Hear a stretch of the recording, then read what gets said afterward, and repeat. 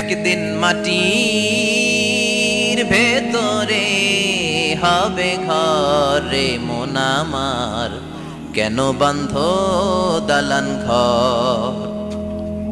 প্রাণ পাখি উড়ে যাবে পিঞ্জর ছেড়ে,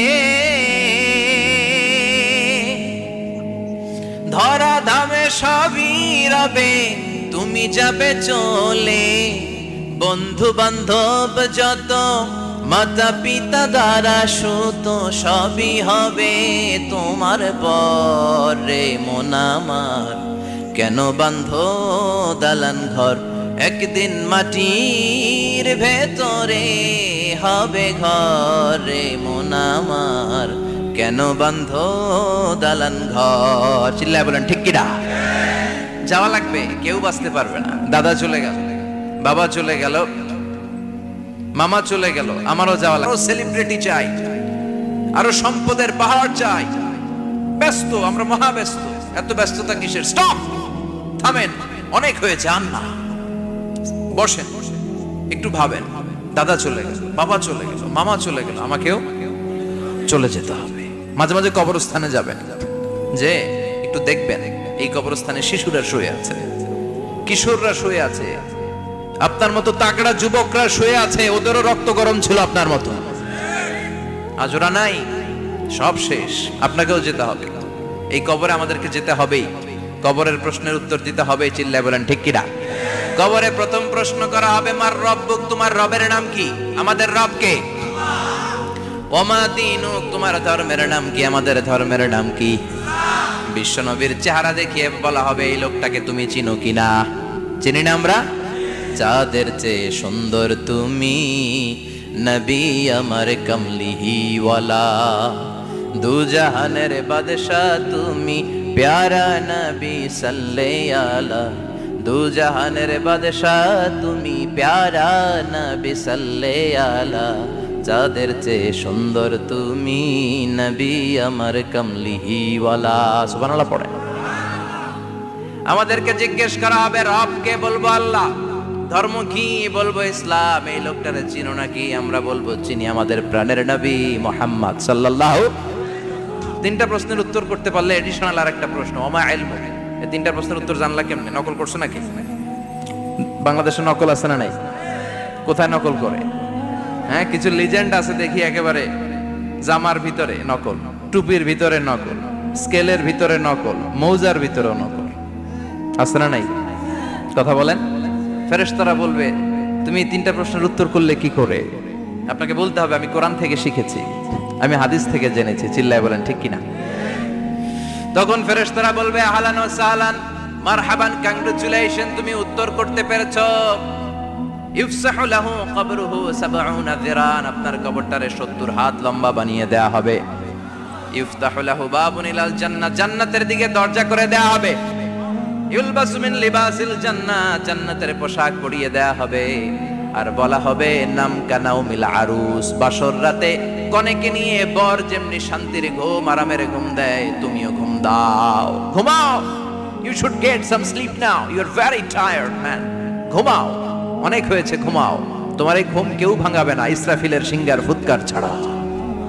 আল্লাহ লম্বা ঘুম যেন দিতে পারি তৌফিক দাও।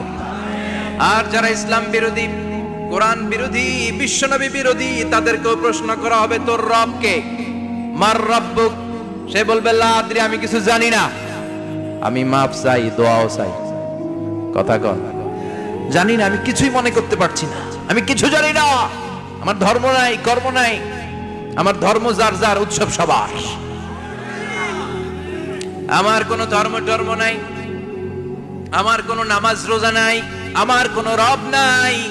দ্বিতীয় প্রশ্ন, ওমা দীনুক, তোর ধর্মের নাম কি?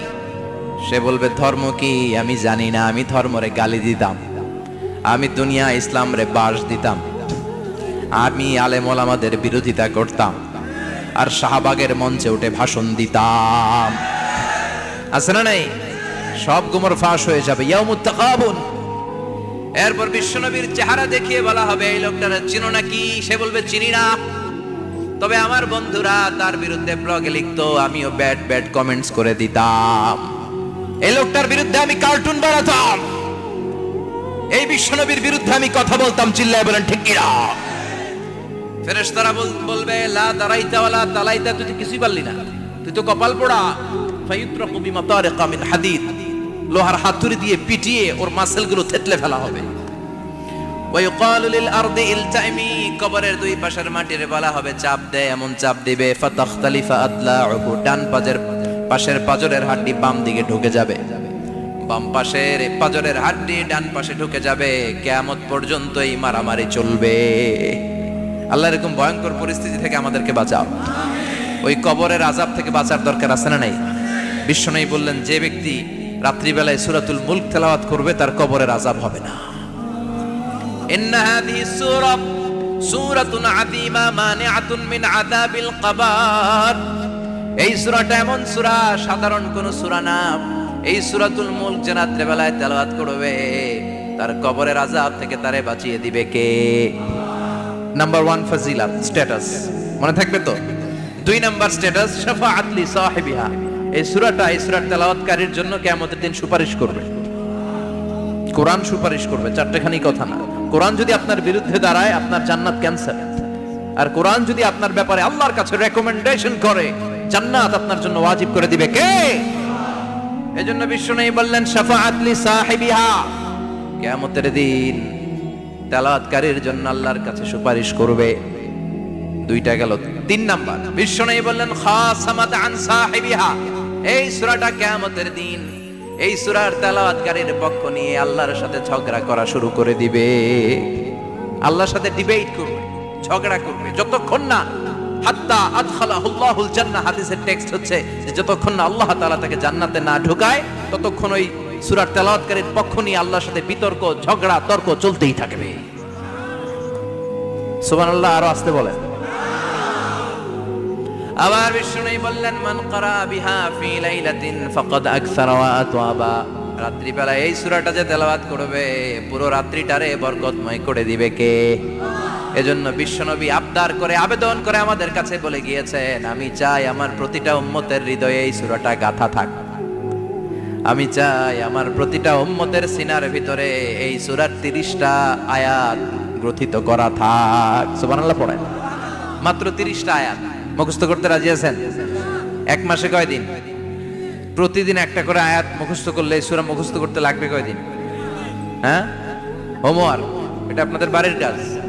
যেহেতু ক্লাসে হোমওয়ার্ক দেওয়া যায় না, আরবিতে বলে আল ওয়াজিব আল মানজিলি। আমি গতানুগতিক তাফসীর করি না, আমি সমাজের খুঁতগুলো ধরে ধরে ডিসকাশনের মতো আমি করি। বিভিন্ন জেলায় যে ওখানকার ইয়াংদের সাথেও বসি, কথা বলি, এটাই আমার তাফসীর, এটাই কোরআনের এক্সপ্লেনেশন এন্ড ইন্টারপ্রিটেশন। এতেই মানুষ উপকৃত হয় বেশি। চিল্লা এখন ঠিক কিনা?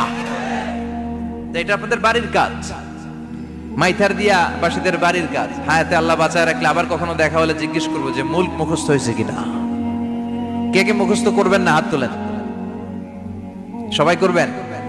এবার কে কে মুখস্থ করবেন হাত তুলে আমার না আল্লাহর দেখান। আল্লাহ তুমি কবুল করো।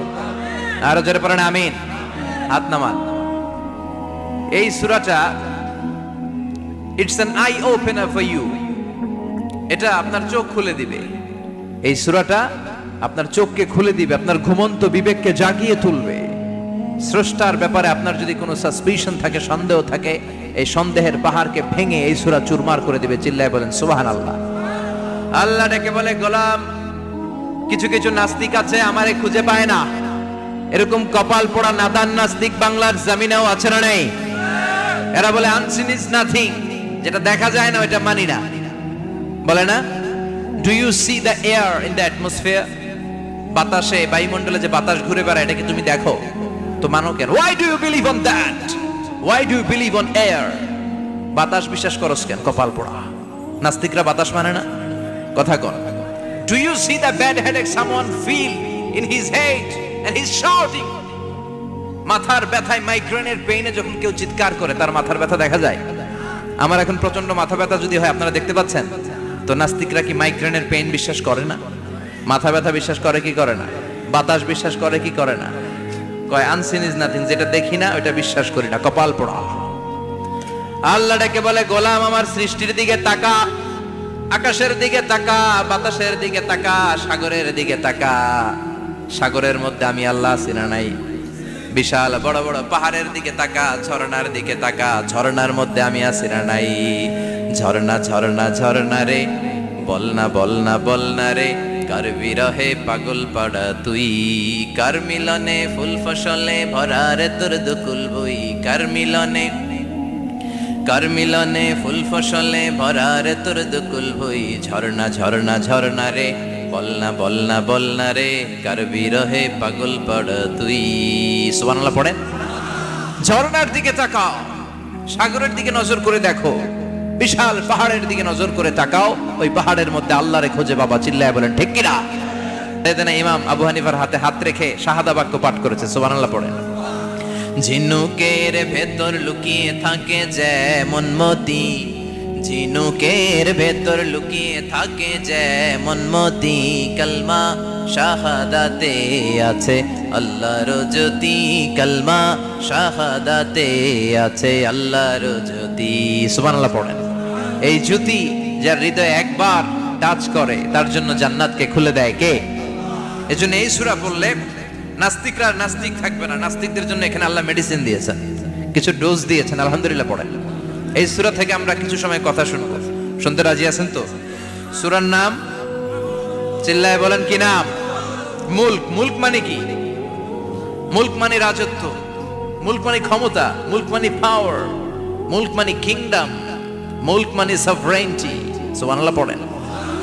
রব্বুল আলামিন বলেন তাবারাকাল্লাযী বিয়াদিহিল মুলকু ওয়া হুয়া আলা কুল্লি শাইইন কাদির। সুমহান সেই সত্তা যার হাতে ক্ষমতা আর তিনি সব বিষয়ে ক্ষমতাশীল। সুবহানাল্লাহ। তাবারাকাল্লাযী বিয়াদিহিল মুলক, মহামহিম সে সত্তা, সুমহান সে সত্তা, বিয়াদিহিল মুলকু যার হাতে ক্ষমতা। ক্ষমতা কার হাতে?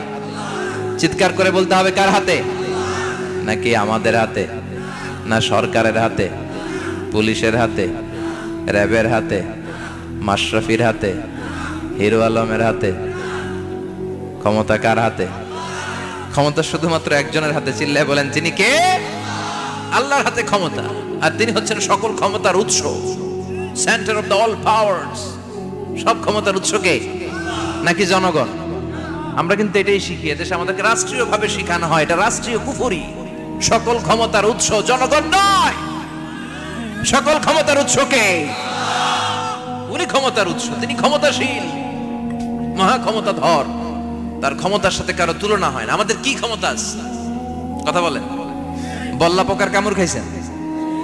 হ্যাঁ, মৌমাছি কামড়াইছে? মৌমাছি কামড়াইলে চিল্লাচিল্লি শুরু করে, তো কি ক্ষমতা আছে আপনার? বল্লা কামড় মেয়েরা দেয় দৌড়, ওটা ধরে যে মার মইটাও পারি না। কুত্তায় কামড়াইলে আমরা কুত্তারে কামড়াইতেও পারি না। কথা বলেন। আমরা নাকি ক্ষমতার মালিক। পিছন থেকে কেউ যদি বলে হুজুর সাপ, মজা করে বলছি এতই ভয় পাইছি, আসলে যদি ফাঁস করে আসতো সব দৌড়। স্লোগান দেওয়ার বেলায় লিল্লাহে তাকবীর, আল্লাহু আকবার, আমার ভাই তোমার ভাই, কাপায় ফেলামো নামায় ফেলামো। কথা বলেন। আর যদি পেছন থেকে কেউ আওয়াজ করে বলে সাপ, দৌড়। আপনারা কি দৌড় দিবেন? আমরা এদিক দিয়ে দৌড় দিব। কথা কন। চাচা আপন প্রাণ জীবন বাঁচানোর জন্য ভয়ে পাগল। সাপ লাগবে না, বাবা ব্যাং চিনেন? মাইথার দিয়ে নাই বোধহয়, আছে আছে। কি করে? খালি লাফায়। 10টা ভাও ব্যাং যদি ছেড়ে দেওয়া হয় স্টেজে 2টা, আর বাকি 8টা এদিকে, ভাও ব্যাং আর কি লাভ দিবে? এরসে লাফালাফি শুরু করবো আমরা। কথা বলেন। আর আমরা দাবি করি আমরা ক্ষমতার উৎস। কোনো ক্ষমতা নাই। একবার ডায়রিয়া হলে 3বার টয়লেটে গেলে আর চেহারার দিকে তাকানো যায় না। কারে মাফ করে দে, আই মরে যাইও, আই হাইতান ন, আছে না নাই? তো পারবেন না কেন? আপনি না ক্ষমতার উৎস, আপনি না ক্ষমতার উৎস। আরে আপনার তো কোনোই ক্ষমতা নাই। খুলিকাল ইনসানু দাঈফা, মানুষকে দুর্বল থেকে দুর্বল করে তৈরি করেছে কে? এজন্য রব্বুল আলামিন বলেন তাবারাকাল্লাযী বিয়াদিহিল মুলকু ওয়া হুয়া আলা কুল্লি শাইইন কাদির। সুমহান সেই সত্তা যার হাতে ক্ষমতা। চিল্লায় বলেন ক্ষমতা কার হাতে? আমাদের হাতে কোনো ক্ষমতা নাই। আমরা হলাম দুর্বল। আমরা কি? দুর্বলের ঘরের দুর্বল। আমরা যখন জন্মেছিলাম দুর্বল। আমার ছোট্ট একটা মেয়ে আছে, আমি অবাক হয়ে থাকি যে আমিও তাইলে ছোটবেলায় এরকম ছিলাম, না খাওয়ালে খেতে পারে না, পেশাব পায়খানা করে, ঘর নষ্ট করে, বমি করে, দাঁড়াতে পারে না, শুইতে পারে না, লালা পড়তে থাকে, ক্লিন করতে হয়, সব সময় তাকে আল্লাহর আদেশে দেহে ঢুকে, আল্লাহর আদেশে বের হয়ে যায়, ঠিক কিনা? এই যে ছোট্ট বাচ্চাটার দেহের ভিতরে যে রুহ ঢুকলো, কে দিল? 120 দিনের আগে মানব শিশুর দেহের ভিতরে কিন্তু রুহের ফুৎকার হয় না।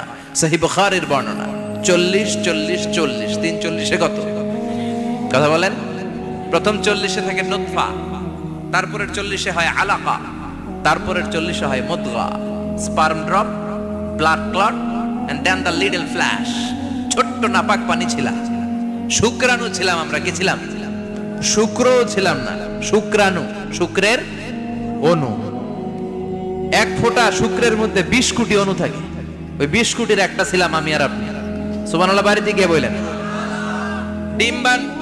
ডিম্ব আমরা ছিলাম না, আমরা ছিলাম ডিম্বাণু। ডিম্বের এই ডিম্বাণু আর শুক্রাণু দুইটা মিলে আল্লাহ আমাদেরকে বানায় ফেললেন জাইগট, সেখান থেকে এমব্রয়ো, তারপরে আস্তে আস্তে ইনিশিয়াল স্টেজগুলো শেষে একটার পর একটা স্টেজ পার করে তিনি আমাদেরকে বানালেন আলাকা, সেখান থেকে মুদগা, আমাদের দেহের ভেতরে তিনি স্কেলিটন ভরে দিলেন, কঙ্কাল, মাথার স্কাল দিলেন, খুলি দিলেন, নাক কান গলা দিলেন, আমার রেসপিরেটরি সিস্টেম চালু করে দিলেন। কত ছোট ছিলাম আমি, ক্ষুদ্র ছিলাম আমি।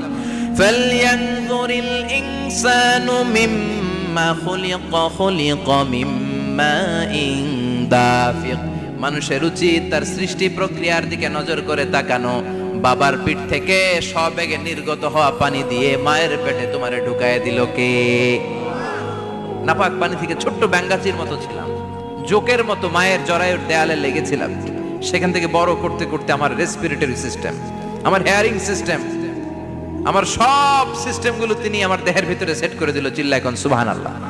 120 দিনের সার্টেন পিরিয়ড শেষে তিনি দেহের ভিতরে রুহের ফুৎকার দিলেন। দেয়া মাত্রই আমার রুহুতে ধপ ধপ ধপ শুরু হয়ে গেছে। ওই যে ধপ ধপ শুরু হয়েছে, আজও থামে নাই।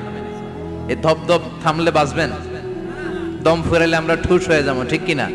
হায় রে মানুষ রঙিন ফানুষ, দম ফুরাইলে তবু তো ভাই কারোরই নাই একটুখানি।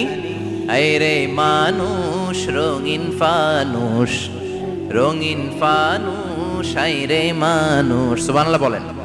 সে আল্লাহ বললেন, গোলাম, জীবন আর মরণের মাঝখানে আমি তৈরি করেছি রুহু।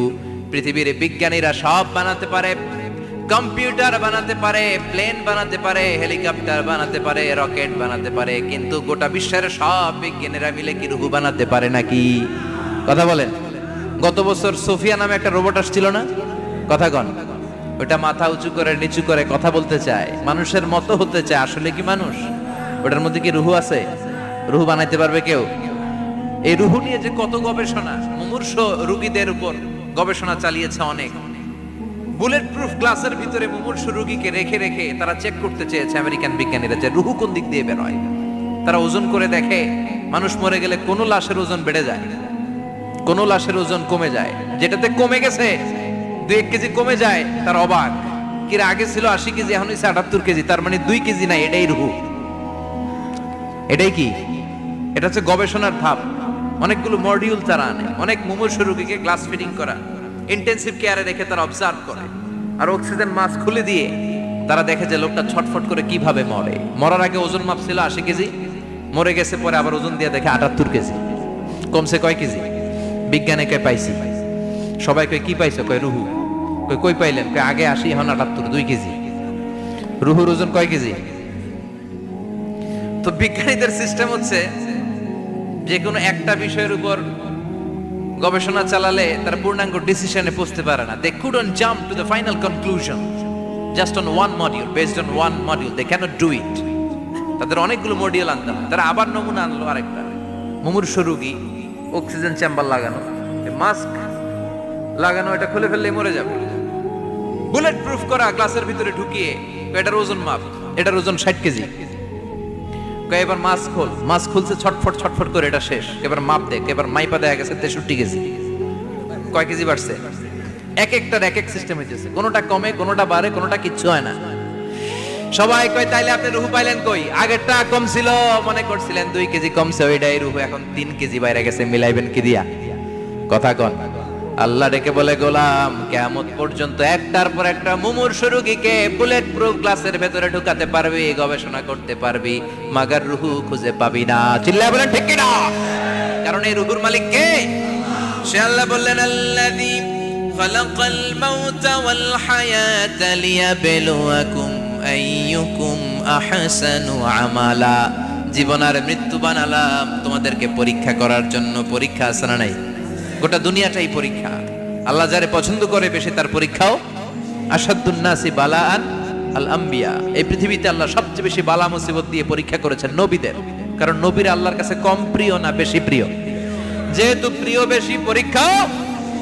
এজন্য মুমিনের উপর যদি পরীক্ষা আসে, মুমিনের উপর যদি অত্যাচার আসে, মুমিনের উপর যদি ধৈর্যের পরীক্ষা আসে, জেল জরিমানা আসে, মুমিন ওইটারে ভয় পায় না। মুমিন ভয় পায় একজনকে। চিল্লায় বলেন তিনি কে? কারণ আল্লাহর ঘোষণা, ওয়ালা তাহিনু ওয়ালা তাহজানু। ঘোষণাটা কার? ভয় নাই, তোদের চিন্তা নাই। আনতুমুল আ'লাউনা ইন কুনতুম মুমিনিন। তোমরাই বিজয়ী হবা যদি মুমিন হও। যদি মুমিন হও। এজন্য ধৈর্যের পরীক্ষা দিতে হবে, আল্লাহর উপর তাওয়াক্কুল করতে হবে, অত্যাচার আর জুলুম আল্লাহর নামে সহ্য করে যেতে হবে। চিল্লায় বলেন ঠিক কিনা? কারণ মুসলিমের সাথে আল্লাহ থাকে।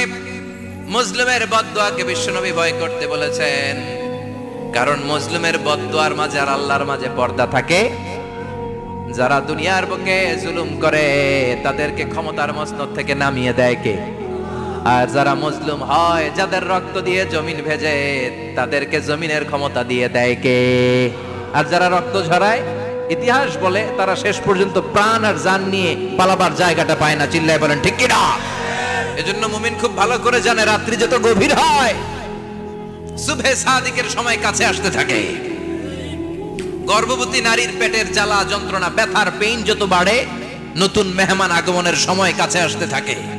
তেমনি ইসলামের পক্ষের শক্তির উপর যদি অত্যাচার, অনাচার, স্টিম রোলার বেড়ে যায়, এটা প্রমাণ করে ইসলামের বিজয়ের সময় কাছে আসতে শুরু করেছে। চিল্লায় বলো ঠিক কিনা? এজন্য রাব্বুল আলামিন ডেকে বলেন, গোলাম লিয়াবলুয়াকুম আইয়ুকুম আহসানু আমালা। কে ভালো আমল করো, কে খারাপ আমল করো, এজন্য আমি জীবন মরণ তৈরি করেছি। চিল্লায় কোন ঠিক কিনা?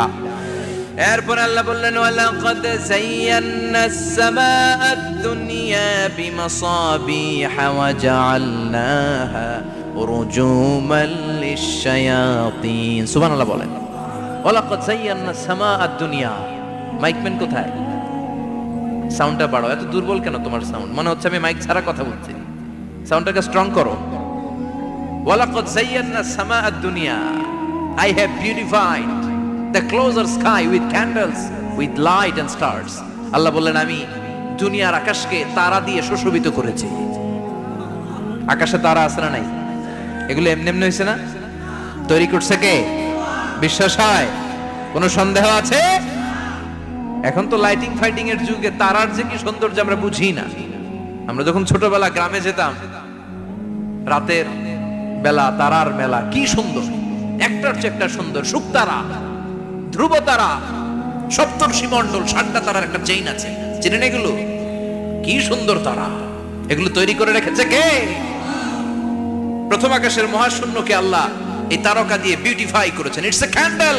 আল্লাহ সাজিয়ে রেখেছেন। আমরা খালি চোখে যেটা দেখি, এটা কিন্তু আকাশ না, এটা প্রথম আকাশ নয়। প্রথম আকাশ যে কত দূরে আমেরিকার নাসার বিজ্ঞানীরাও জানে না। খালি চোখে আমরা যা দেখি, এটা প্রথম আকাশের মহাশূন্য।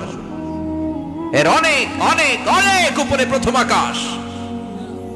এরপরে দ্বিতীয় আকাশের মহাশূন্যের স্তর শুরু, এরপরে দ্বিতীয় আকাশ, তারপরে তৃতীয় আকাশের মহাশূন্যের স্তর শুরু, তারপরে তৃতীয় আকাশ। একটার চেয়ে আরেকটা বড়। প্রথম আকাশের চেয়ে দ্বিতীয় আকাশ কত বড় বলি? আপনার হাতের আংটিটা যদি সাহারা মরুভূমিতে আপনি ছুঁড়ে ফেলে দেন, পুরো মরুভূমির তুলনায় আংটি যত ছোট, আল্লাহর দ্বিতীয় আসমানের তুলনায় আল্লাহর প্রথম আসমানটা ঠিক তত ছোট। একটার চেয়ে একটা বড়, একটার চেয়ে একটা বড়। সূর্য দেখে আমরা অবাক হয়ে যাই। 9,30,00,000 মাইল দূরে। এই পৃথিবীর চেয়ে 13 লক্ষ গুণ বড়। এটার সানশাইন, আলো আসতে পৃথিবীতে 8 মিনিট 18 সেকেন্ড লেগে যায়। আমরা মনে করছি সূর্যই বড়। আমরা বসে আছি মাইথার দিয়াতে, তাই না? এই জায়গাটার নাম কি? মাইথার দিয়া। কি খালি এতটুকু প্যান্ডেলের সমান? কত বড় মাইথার দিয়া! এই পুরো মাইথর কোন থানায় পড়ছে?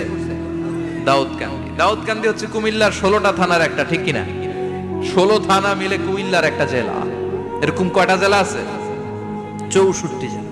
এই 64 জেলা মিলে আমাদের সুজলা সুফলা শস্য শ্যামলা ডিজিটাল বাংলাদেশ। কথা কন। আর বাংলাদেশ হচ্ছে পৃথিবীর সবচাইতে বড় দেশ। হ্যাঁ, 64 জেলা, এরপরে ছোট। যাদের অ্যাটলাস ম্যাপ নিয়ে যাদের ধারণা আছে তারা দেখবেন বাংলাদেশ এই শব্দটা লেখার জায়গাও আমরা পাই না। মানচিত্রে বাংলাদেশ শব্দটা লেখার জায়গা পায় না। বিআরএ উঠে যায় ইন্ডিয়ার উপর, আর ডিএসএইচ উঠে যায় আবার ইন্ডিয়ার উপর। মাঝখানের দুইটা অক্ষর বাংলাদেশের উপরে পড়ে। চিল্লায় বলেন ঠিক কিনা? কত ছোট দেশ। পাশের ইন্ডিয়া 20-25 গুণ বড়। ইউরোপ আমেরিকার অনেক দেশ আছে, আমেরিকায় বাংলাদেশের চেয়ে শতগুণ বড়। কানাডা কয়েকশো গুণ বড়, রাশিয়া কয়েকশো গুণ বড়। এরকম প্রায় 200 দেশ নিয়ে পৃথিবীর স্থলভাগ, আর 70% হচ্ছে শুধু পানি। এই সব মিলে আমাদের এই পৃথিবী। আর এত বড় পৃথিবীর চেয়েও নাকি সূর্য 13 লক্ষ গুণ বড়। তার মানে সূর্যই বড় না, সূর্যের চেয়ে অনেক বড় তারা আছে। সূর্যের পরে পৃথিবীর সবচেয়ে কাছের যে তারা বা স্টার, ওটার নাম হচ্ছে প্রক্সিমা সেন্ট্রাই। নাম কি? প্রক্সিমা সেন্ট্রাই। এরপরে আলফা সেন্ট্রাই এ, আলফা সেন্ট্রাই বি, ইটা ক্যারিনা, বেটেলজিউস, এরকম একটার পর একটা তারা। যেই সূর্য পৃথিবীর চেয়ে 13 লক্ষ গুণ বড়, বেটেলজিউস নামে একটা তারা আছে, ওটা সূর্যের চেয়ে 33 কোটি গুণ বড়। তার মানে কি বেটেলজিউসই সবচেয়ে বড় না, ছোট্ট একটা তারা। এই বেটেলজিউসরে খেয়ে ফেলাইতে পারে এরকম 1000 কোটি গুণ বড় সাইজের তারা আছে না নাই? এরকম কয়েক বিলিয়ন তারা নিয়ে আমাদের গ্যালাক্সি গঠিত। আমাদের গ্যালাক্সি, এটার নাম মিল্কি ওয়ে। এটার নাম কি?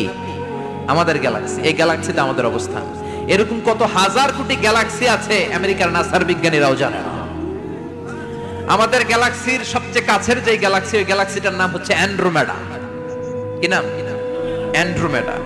আমাদের গ্যালাক্সি থেকে কেউ যদি কাছের গ্যালাক্সি অ্যান্ড্রোমেডাতে যেতে চায়, তার 2.5 মিলিয়ন লাইট ইয়ার্স সময় লেগে যাবে। কথাটা কঠিন হয়ে গেছে, আমি ভেঙে বলি, তারপরে সুবহানাল্লাহ কইবেন। আমাদের গ্যালাক্সির নাম মিল্কি ওয়ে। মিল্কি ওয়ে থেকে যদি কেউ অ্যান্ড্রোমেডাতে যেতে যায়, কত সময় লাগবে? 2.5 million light year. Light year মানে আলোকবর্ষ।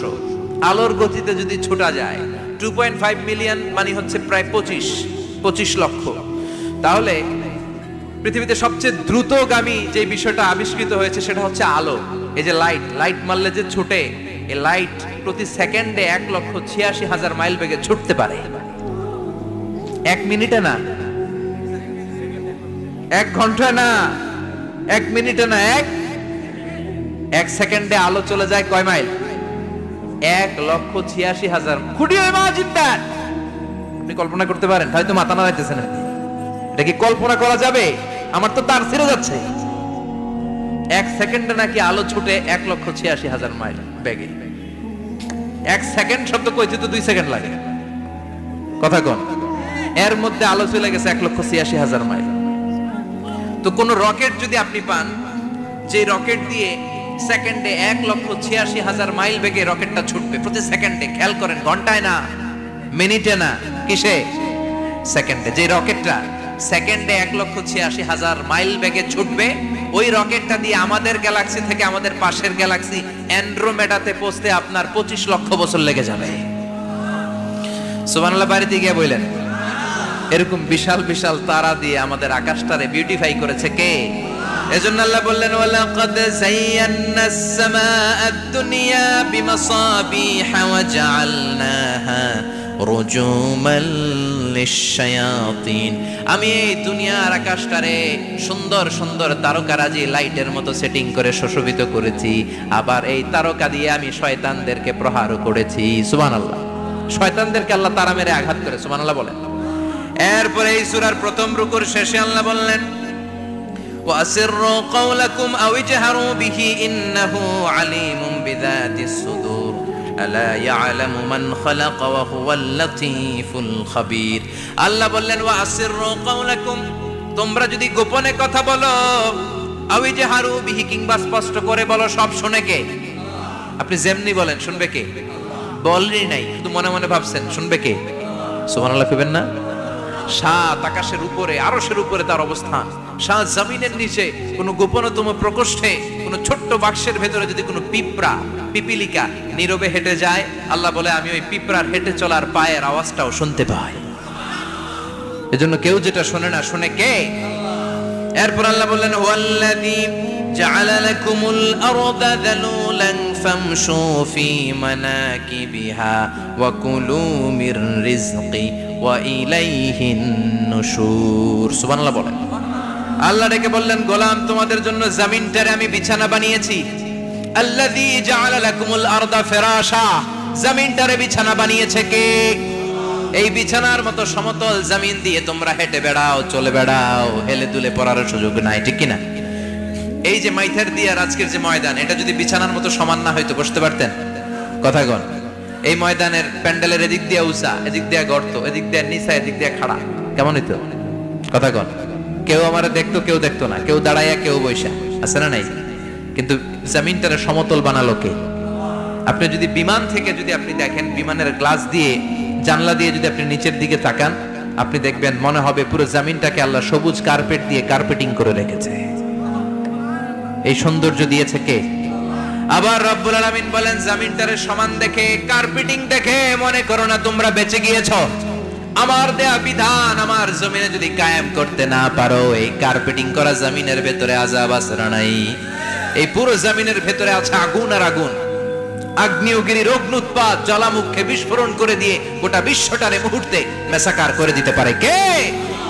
এজন্য আল্লাহ ডেকে বললেন গোলাম আমিনতুম মান ফিস সামাই আন ইয়াখসিফা বিকুমুল আরদা ফাইযা হিয়া তামুর। তোমরা কি ভেবেছো নাকি বেঁচে যাবা? আমি চাইলেই পুরো জমিনটারে কাঁপিয়ে দিতে পারি। আন ইয়াখসিফা বিকুমুল আরদ, খাসাফ মানে ল্যান্ডস্লাইড। খাসাফ মানে কি? ল্যান্ডস্লাইড, ভূমিধস, ভূকম্পন, আর্থকোয়েক, আছে না নাই? বাংলাদেশে তো ভূমিকম্প হয় না, না? টের পাইছেন? মাঝে মাঝে মাঝরাতে হয় না? 3টার দিকে নিজেই দৌড় দিব না বাচ্চারা লইয়া দৌড় দিব, লুঙ্গি পইরা দৌড় দিব না লুঙ্গি ছাড়া দৌড়াম, কথা কম। এই ভূমিকম্প আছে না নাই? আল্লাহ বলে মনে করো না জমিনটা সমতল, কার্পেটিং করে দিয়েছি। এই কার্পেটিং এর ভিতরেও আগুনের দলা আছে না নাই? আবার আল্লাহ বললেন আমিনতুম মান ফিস সামাই আন ইউরসিলা আলাইকুম হাসিবা। নিচে যেমনি কার্পেটিং করা জমিনের ভেতরে অগ্নুৎপাত রেখে দিয়েছি, মাথার উপর থেকে আযাব দেওয়ার সুযোগ আছে না নাই? চাইলে আল্লাহ অগ্নি বৃষ্টি দিতে পারে, আগুন বৃষ্টি দিতে পারে, ঠান্ডার বজ্রপাত দিতে পারে। আপনারা লূত আলাইহিস সালামের কওমের নাম শুনেছেন? তারা হোমোসেক্সুয়ালিটি, সমকামিতা করত। ফলে আল্লাহ তাআলা বিশাল এক চিৎকার মেরে সাইয়েদনা জিবরাইলের মাধ্যমে পুরো জমিনটা শেষ করে দিলেন। ফাজআলনা আলিয়াহা সাফিলাহা ওয়া আমতারনা আলাইহিম হিজারাতাম মিন সিজিল। তাদের অপকর্মের কারণে জর্ডানের ওই এলাকাটাকে আল্লাহ বললেন জিবরাইল এলাকাটারে হাতে তুলে নে, আকাশের উপরে তুলে পুরো এলাকা সহ মানুষ সহ জমিনের মধ্যে গেড়ে দে। জমিনের নিচের মাটি উপরে নিয়ে গেল কে? উপরের মাটি নিচে নিয়ে গেল কে? পুরো জায়গাটা এখন ডেড সি হয়ে গেছে। কি সি?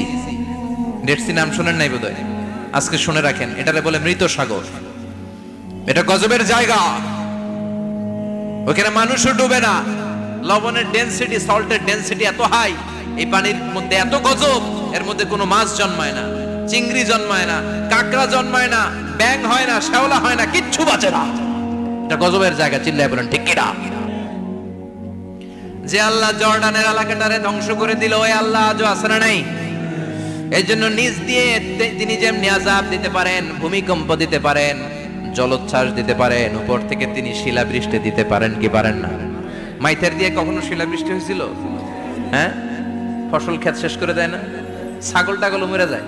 ছাগল যদি ইয়েতে থাকে ক্ষেতের মধ্যে, বড় শিলা মাথায় পড়লে শেষ, মানুষও শেষ, টিনের চালও শেষ, কথা কন। এরপরে আল্লাহ যদি উল্কা বৃষ্টি পাঠায়, উল্কা যদি পড়ে, কই যাবেন? কোথায় যাবেন আপনি? উল্কা চিনেন? মহাশূন্যে বিশাল পাথরের খণ্ড ঘর্ষণ খেয়ে পৃথিবীর ভেতরে ঢুকে যায়। এই পৃথিবীতে সবচেয়ে বড় উল্কাপিণ্ড পড়েছে সাউথ আফ্রিকাতে। সাউথ আফ্রিকার একটা সিটি আছে হোবা সিটি। এই হোবা শহরে 60 মেট্রিক টন ওজনের একটা উল্কা পড়েছিল, যেখানে পড়েছে পুরো জায়গাটা বিশাল খাদ হয়ে গিয়েছে। এরকম একটা উল্কা যদি এখানে পড়ে আজকে, বাঁচার উপায় আছে? যে বিল্ডিং এ আমরা থাকি, রাতের বেলায় ঘুমাই আর ধুম্মা চলে ধুম দেখি রাতে, ওই বিল্ডিং এ যদি একটা পড়ে, কথা কন, ডান্স ক্লাবগুলোর উপর যদি পড়ে, পতিতালয় যেগুলো আছে ওগুলা যদি পড়ে, যেই হোটেলগুলোর মধ্যে আকাম কুকাম হয় ওইটার উপর যদি পড়ে, নাকি আল্লাহর এখন দেয়ার ক্ষমতা নাই? কথা কন। তার মানে বেঁচে গেছো, পার পেয়ে গেছো মনে করো না, নিচ দিয়েও আযাব আছে, উপর দিয়েও আযাব আছে। চিল্লায় বলেন ঠিক কিনা? এজন্য ভয় পেতে হবে একজন সত্তাকে, তিনি কে? সব ক্ষমতার মালিককে। এরপর আল্লাহ বললেন আওয়ালাম ইয়ারাউ ইলা আত-তায়রি ফাওকাহুম সাফাতিন ওয়া ইয়াকবিদনা মা ইউমসিকুহুন্না ইল্লার রাহমান ইন্নাহু বিকুল্লি শাইইন বাসীর। সুবহানাল্লাহ বলেন। আল্লাহ বলেন তোরা নাস্তিক হস কেমন করে? মানুষ নাস্তিক হয় কেমন করে? মানুষ কি মুক্ত বিহঙ্গের দিকে নজর করে তাকায় না? আকাশে মুক্ত বিহঙ্গ নাই? বিহঙ্গ বুঝছেন তো? পাখি। পাখির কথা কোরআনে বললো কে? সুবহানাল্লাহ কইবেন না?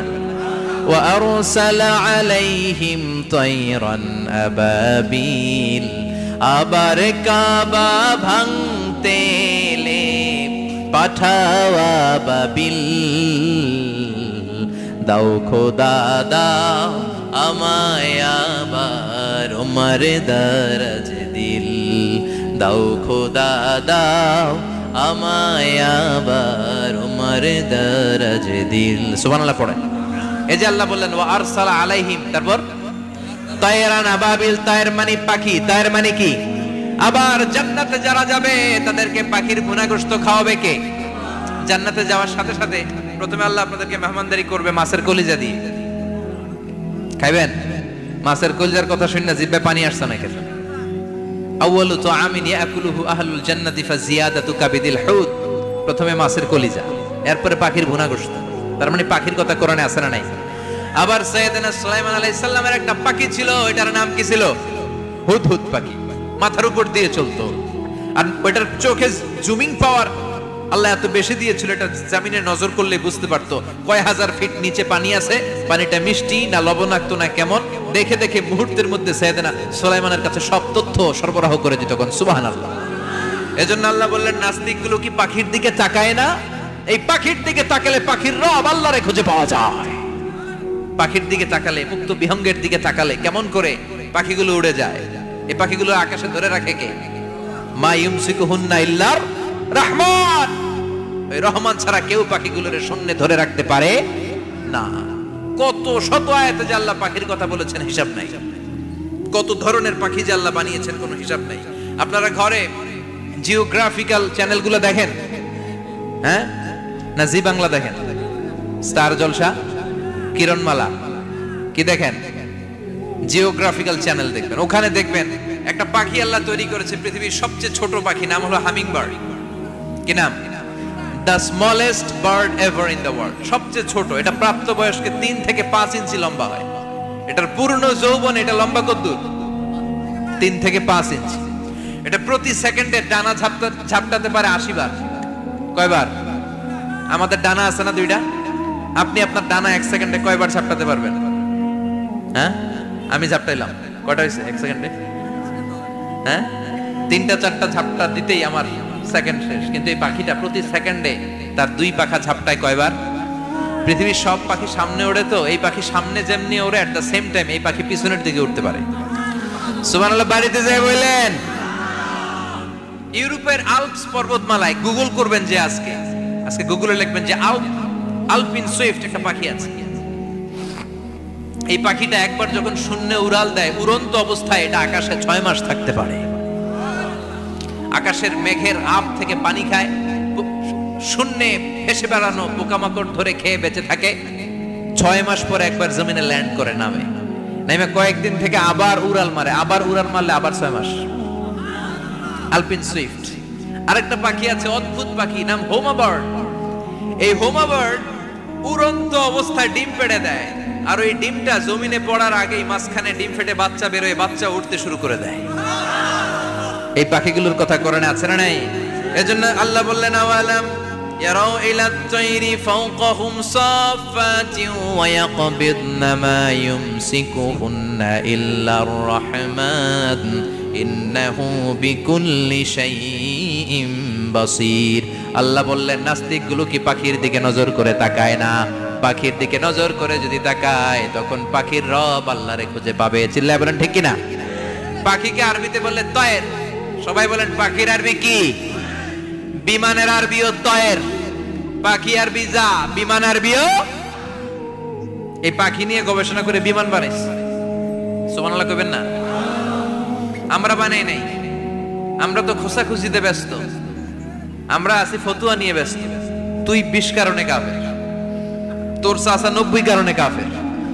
তোর চাচা মরলে যেই জায়গায় কবর দেয়া হবে ওই কবরের মাটির উপরে যে ঘাস উঠবে, ওই ঘাস যে গরু খাবে, ওই গরুর দুধ যে খাবে, ও কাফের। আছে না নাই? খালি কাফের ফতুয়া দেয় ব্যস্ত। আমরা ফতুয়া নিয়ে রইলাম আর ওরা সব আবিষ্কার করে ফেললো। উইলবার রাইট আর অরভিল রাইট, এই দুই ভাই 1903 সালে এই বিমান আবিষ্কার করেছে এই আয়াতের উপর গবেষণা করে। আওয়ালাম ইয়ারা ইলা তাইর, ওরা কি পাখি নিয়ে ভাবে না? আমাদের তো ভাবার সময় নেই, আমরা আছি মদ নিয়ে আর নারী নিয়ে আর জুয়াবাজি নিয়ে। চিল্লায় বলেন ঠিক কিনা? এমন অনেক মন্ত্রীদের হোটেল আছে যেখানে পতিতালয়ের আড্ডাখানা। চিল্লায় বলো ঠিক কিনা? মুসলমানরা আজ মদ আর নারী নিয়ে ব্যস্ত, আর ইহুদি খ্রিস্টানরা আমাদের সব ঐতিহ্যকে ধারণ করেছে। উইলবার রাইট অরভিল রাইট গবেষণা শুরু করে দিল। পাহাড়ে শুয়ে শুয়ে দুই ভাই খালি পাখির ছবি আঁকে, কেমনে পাখিগুলো ডানা ঝাপটা মেরে ওঠে, কেমনে নামে। গবেষণা করতে করতে করতে প্লেন বানায় ফেললো 1903 সালে। আজ থেকে 100 বছর আগের স্টোরি শোনাচ্ছি আপনাদের। তখনকার বিমান এখনকার বিমানের মতো ছিল না। আপনি দেখবেন যে শুরুতে বিমান কেমন ছিল।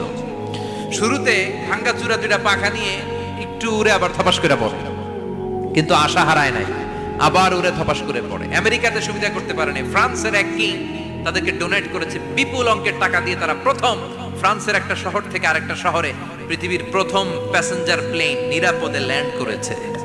মানুষের উড়ার স্বপ্ন সফল হতে শুরু করলো। এখন বিভিন্ন ধরনের বিমান একটার পর একটা শুরু হয়েছে। এই পৃথিবীর সবচাইতে দ্রুতগামী যে বিমানটা আগে ছিল নাম ছিল কনকর্ড, যাত্রীবাহী বিমান। এটার পরে এখন একটা বাইরে হয়েছে বোম সুপারসনিক। কি নাম? Bomb supersonic. এত স্পিডে চলে, এই মাত্র দেখলেন এদিকে, এরপর দেখবেন নাই ওইদিকে। সুবহানাল্লাহ পড়েন। কি বিশাল বিশাল ডবল ডেকার গুলো নিয়ে শূন্যে উড়াল দেয়। A3 এয়ার বোয়িং A380 বর্তমান পৃথিবীতে সবচেয়ে বড় প্যাসেঞ্জার বিমান। কার্গো বিমান তো এগুলোর 7-8 ডবল বড় হয়। I'm talking about the passenger plane A380। 525 জন যাত্রী নিয়ে এটা শূন্যে উড়াল দেয়। 525 জন যাত্রী, কেবিন ক্রু, পাইলট, বিমানের ওজন, খাবার দাবারের ওজন, ফুয়েলের ওজন, 525 জনের লাগেজ টাগেজের ওজন, এই সব নিয়ে শূন্যে উড়াল দেয়। সুবহানাল্লাহ কইবেন না? এই বিমান আবিষ্কারের আগ পর্যন্ত গোটা বিশ্বব্যাপী সব দেশে দেশে ছিল সেনাবাহিনী আর নৌবাহিনী। বিমান আবিষ্কার হওয়ার সাথে সাথেই শুরু হয়ে গেল বিমান বাহিনী, এয়ারফোর্স, মিলিটারি। এখন বোম সুপারসনিক বানায়, এখন ড্রোন হামলা করে, এখন মিসাইল হামলা করে, এখন স্যাটেলাইট পাঠায়। আমরাও পাঠাইছি।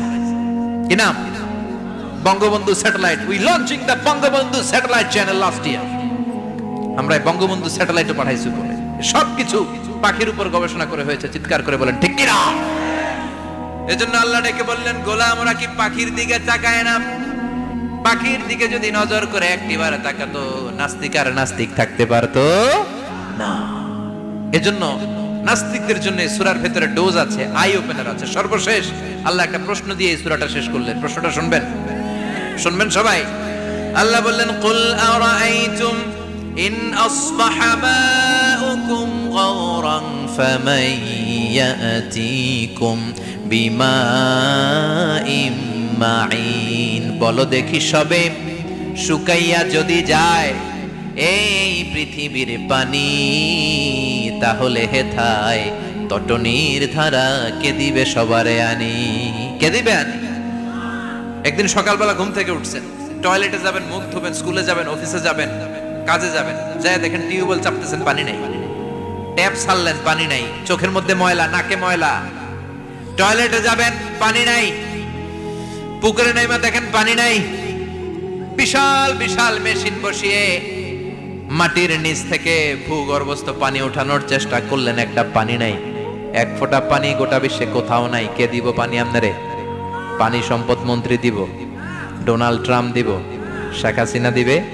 কেউ দিতে পারবে? এক ফোঁটা পানি বানানোর ক্ষমতা আমাদের নয়। ঠিক কিনা? পানির বৈজ্ঞানিক নাম হচ্ছে H2O। কি নাম? এই দেশে H2 নিয়ে কত কথা আছে না নাই? হাইড্রোজেনের দুইটা মলিকিউল, অক্সিজেনের একটা মলিকিউল। এই দুইটা গ্যাস, হাইড্রোজেন আর অক্সিজেন, দুই গ্যাস একসাথে মিলাইলে কি হয়? কথা বলেন। মিঠা নদীর পানি। সুবহানাল্লাহ পড়েন।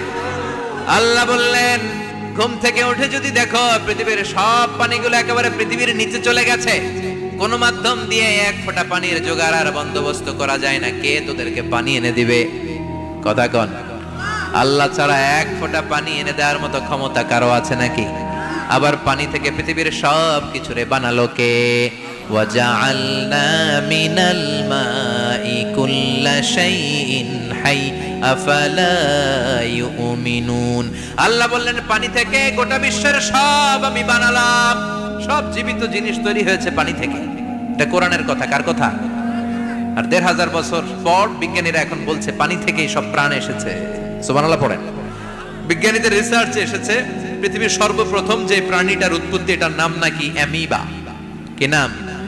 It's a very small unicellular organism in the world. এককোষী শৈবাল অ্যামিবা এসেছে পানি থেকে, ওদের কথা। তারপরে এসেছে জুপ্লাঙ্কটন, ফাইটোপ্লাঙ্কটন, ব্যাকটেরিয়া প্লাঙ্কটন, একটার পর একটা ডেভেলপ করেছে, সব এসেছে পানি থেকে। পানি নাই তো কিচ্ছু নাই। পানি হচ্ছে প্রাণের ব্লুপ্রিন্ট। চিল্লায় বলেন ঠিক কিনা? পানির মধ্যে সব প্রাণের অস্তিত্ব রেখে দিয়েছে কে? আবার ফলের মধ্যে আল্লাহ পানি দিয়ে বললেন আন্না সাবাবনাল মাআ সাব্বা। যেখানে যতটুকু পানির দরকার, রসের দরকার, সব রস দিল কে? ক্ষীরার ভিতরে পানি আছে না নাই? কলার ভিতরে, আপেলের ভিতরে, তরমুজ, তরমুজও তো পুরাই পানি। কথা কন। ডাবের ভিতরে কে দিল? নাকি আমনে বানাইছেন? কেউ বানাতে পারে? এই পানিগুলো দিল কে? আবার আল্লাহ বললেন মারাজাল বাহরাইনি ইয়ালতাকিয়ানি বাইনাহুমা বারযাখুল লা ইয়াবগিয়ান ফাবিআইয়ি আলাই রাব্বিকুমা তুকাযযিবান। দুই দিকে সাগর বয়ে যায়, একদিকে এলো না পানি, একদিকে মিঠা পানি, একসাথে সাগরটা বয়ে যায়, কিন্তু মাঝখানে এমন ব্লকেজ, একটার পানি আরেকটার সাথে মিশে না, আটকায় রাখলো কে? দেখছেন আপনারা কোথাও এটা? কই দেখছিলেন? গোয়ালন্দ, বুড়িগঙ্গার এখানে একসাথে পানি বয়ে যায়, এই জায়গায় পানি এই জায়গায় পানি মিলে না, মিশে না। দাউদকান্দির এখানেও আছে, মিশে না।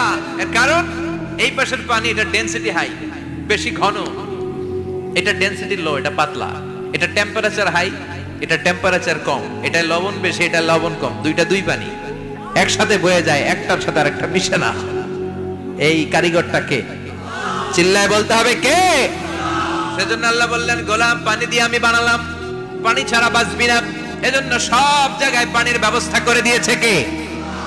আবার বেশি পানি হলেও মরার ব্যবস্থা আছে না নাই? সাইয়েদনা নূহ আলাইহিস সালামের কওমকে বন্যা দিয়ে ধ্বংস করেছে কে? এজন্য পানি চাইবো কার কাছে? কথা কন।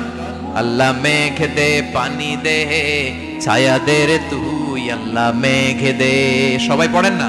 আল্লাহ মেঘ দে পানি দে ছায়া দে রে তুই, আল্লাহ মেঘ দে। দেয়ার মালিক একজন, তিনি কে? চাইতে হবে কার কাছে? সব ক্ষমতার মালিক কে? নাকি আমরা? আমরা ক্ষমতার মালিক। আর জীবনে কোনোদিন বলবেন মানুষ সকল ক্ষমতার উৎস, এই কথা কোনোদিন বলা যাবে? সকল ক্ষমতার একচ্ছত্র নিরঙ্কুশ মালিকানা একজনের, চিৎকার করে বলতে হবে তিনি কে? বিপদে আপদে সবসময় আমরা তার কাছে চাইবো, তার কাছে ফিরবো। আল্লাহ আমাদের সবাইকে কথাগুলো বুঝার ও আমল করার তৌফিক দান করুন।